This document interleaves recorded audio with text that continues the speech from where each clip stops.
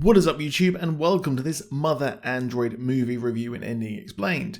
Now the last movie I saw Chloe in was possibly one of the worst I've seen for quite a while, and looking at the reviews and Rotten Tomatoes for this, I was worried, as to be honest the concept did look pretty cool when I saw the synopsis on Netflix, albeit it did have possibly one of the worst names for a movie I've ever seen. Now, I didn't totally hate this and actually had a decent time watching it, even though it didn't really kind of live up to what I was expecting.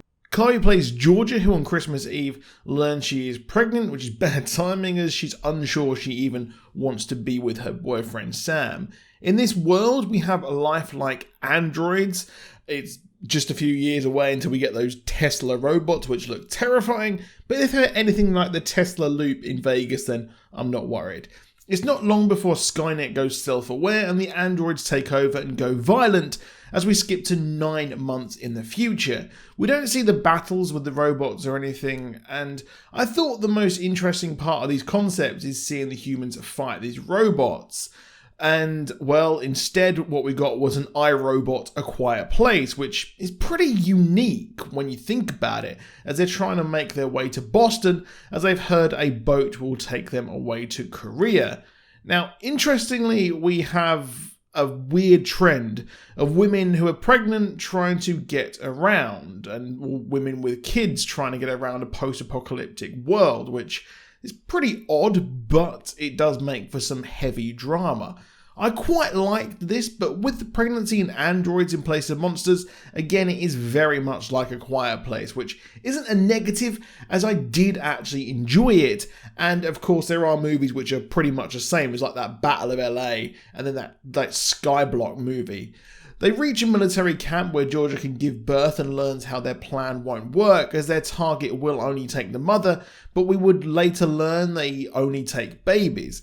Upset at this, Sam goes to try and force his way to get his own route and ends up fighting with a soldier, and they get kicked out of the camp. Although before this he did learn some important information that Boston, while it has an EMP, is a precarious situation really, as you can only set off an EMP once, so the androids can trick you to set it off and then storm you, which is key for later. I learned all of my EMP knowledge from Ocean's 11. I found the fight weird, and the decision by Sam to go rogue and risk his kid's birth is odd, as his girlfriend would forgive him right away, despite being unsure about him 9 months ago. It's really weird they would just kick out a pregnant woman. That's quite savage there. Now the problem is they need to go around an android stronghold, and they risk going direct to Boston, as if they go around it would take 20 days as opposed to 2 days direct, only for them to be attacked and Sam is taken by the androids. Now, I'm curious, and I thought they would just literally kill everyone, but they've taken quite a few of them prisoner here. And, well, the androids do look pretty cool. The effects in this did look pretty decent with, like, the skin thing coming off.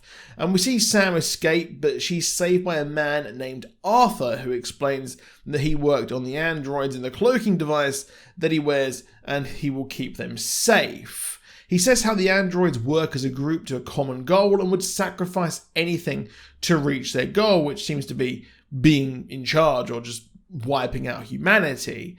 Now, of course, this guy is an android, and I'm not sure why she didn't just, expect it or not be any sort of suspicious at all. She would then go and try and save her boyfriend, and this would lead to Arthur turning up and saving the day. With Georgia being stabbed, she wakes up in Boston, which they wanted to get their boat to Korea.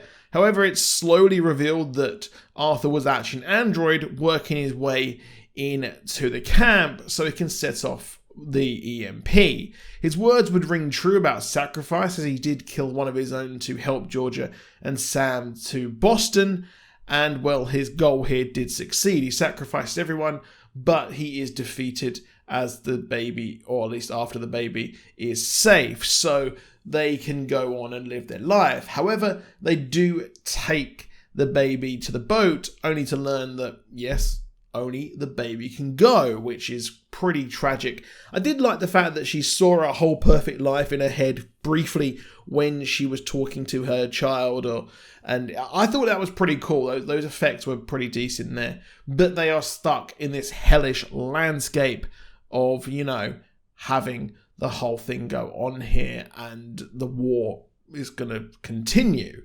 Is there room for a sequel? Probably not, but I would like to know more of this world, just like A Quiet Place and A Quiet Place 2.